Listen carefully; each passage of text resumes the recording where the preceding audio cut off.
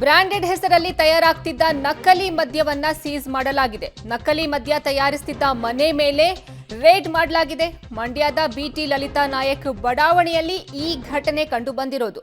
ಬಾಡಿಗೆಗೆ ಮನೆ ಪಡೆದು ನಕಲಿ ಮದ್ಯವನ್ನ ತಯಾರಿ ಮಾಡ್ತಾ ಇದ್ರು ಈ ಗ್ಯಾಂಗ್. ಸದ್ಯ ಇವರನ್ನ ಸೀಸ್ ಮಾಡಲಾಗಿದೆ. ಈ ಮದ್ಯವನ್ನ ಬಾಡಿಗೆಗೆ ಮನೆಯನ್ನ ಪಡ್ಕೊಂಡು ನಕಲಿ ಮದ್ಯವನ್ನ ಈ ಗ್ಯಾಂಗ್ ತಯಾರಿ ಮಾಡ್ತಾ ಇತ್ತು. ದಾಳಿ ವೇಳೆ 20 ಲಕ್ಷ ರೂಪಾಯಿ ಮೌಲ್ಯದ ನಕಲಿ ಮದ್ಯವನ್ನ ಸೀಸ್ ಮಾಡಿಕೊಳ್ಳಲಾಗಿದೆ.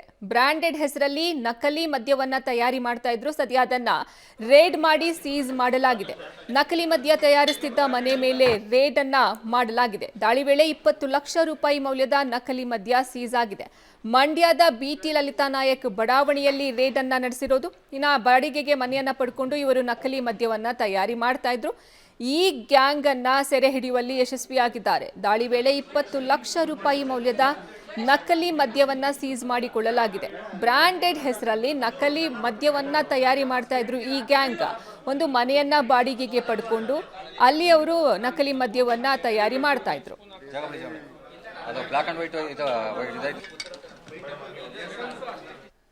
ಈ ಬಗ್ಗೆ ಹೆಚ್ಚಿನ ಮಾಹಿತಿ ನೀಡ್ತಾರೆ ನಮ್ಮ ಪ್ರತಿನಿಧಿ ರೋಹಿತ್ ಸಂಪರ್ಕದಲ್ಲಿದ್ದಾರೆ. ರೋಹಿತ್, ಈಗ ಇವರು ಎಷ್ಟು ದಿನದಿಂದ ಈ ರೀತಿಯ ನಕಲಿ ಮದ್ಯವನ್ನ ತಯಾರಿ ಮಾಡ್ತಾ ಇದ್ರು? ಈಗ ಎಷ್ಟು ಜನ ಆರೋಪಿಗಳು ಸೆರೆ ಸಿಕ್ಕಿದ್ದಾರೆ?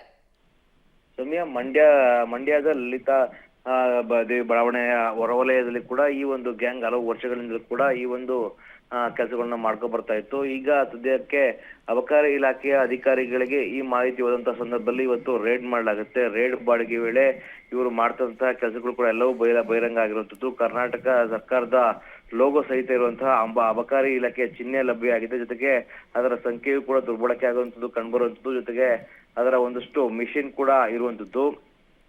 ಹಲವು ಬ್ರ್ಯಾಂಡ್ ಮೌಲ್ಯದ ಅಂದ್ರೆ ಅಪಾರ ಪ್ರಮಾಣದ ಬ್ರ್ಯಾಂಡ್ ಮೌಲ್ಯದ ಒಂದಷ್ಟು ಎಣ್ಣೆಗಳನ್ನ ಇವರು ಕಳಪೆ ಮಾಡಿದ್ರು ಅಂತೇಳಿ ಕೂಡ ಬೆಳಕಿಗೆ ಬಂದಿರುವಂತದ್ದು.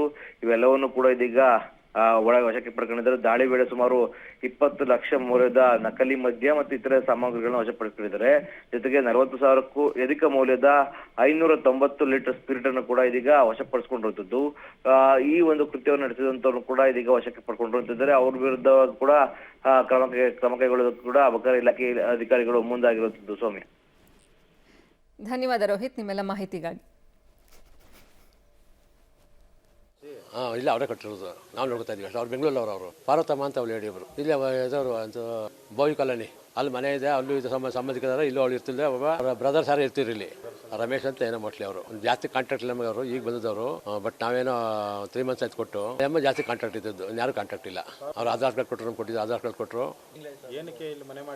ವಾಸಕ್ಕೆ ಇರ್ತೀವಿ, ವಾಸ ಇರ್ತೀವಿ ಅಂದ್ಬಿಟ್ಟು ಅವ್ರ ಸಂಬಂಧಿಕರು ಇದ್ದಾರೆ, ಅಣ್ಣ ತಮ್ಮದಿರು ಯಾರು ಇದ್ದಾರೆ, ಅವ್ರಿಗೆ ಹೋಗ್ತಾ ಇರ್ತಾರೆ. ರಮೇಶ್ ಅವ್ರ ಸಂಬಂಧಿಕ ಅವ್ರಿಗೆ ಅದನ್ನ ಹೋಗ್ತಾ ಇದ್ರು. ಅಮ್ಮ ಜಾಸ್ತಿ ಇದ್ಲಿ, ಇಲ್ಲಿ ಜಾಸ್ತಿ ಇರ್ತದೆ. ಮನೆ ಇರ್ತೀವಿ. ಬಾಡಿಗೆ ಕೊಡಕ್ಕೆ ಬಂದಾಗ ಅದು ಬರೋದು ಅಷ್ಟೊಂದು ತಿಂಗಳು ಅನ್ಸುತ್ತೆ. ನಾನು ಅದು ನಮ್ಮ ಸಿಸ್ಟಮ್ ಇದೆ, ಇಲ್ಲೇ ಇದೆ. ಅದಕ್ಕೆ ಬಾಡಿಗೆ ಕೊಟ್ಬಿಟ್ರು ನಾನು ಬರ್ತಿರ್ಲಿಲ್ಲ. ಆಗ ಕ್ಯಾಶ್ ಕೊಡ್ತಾರೆ.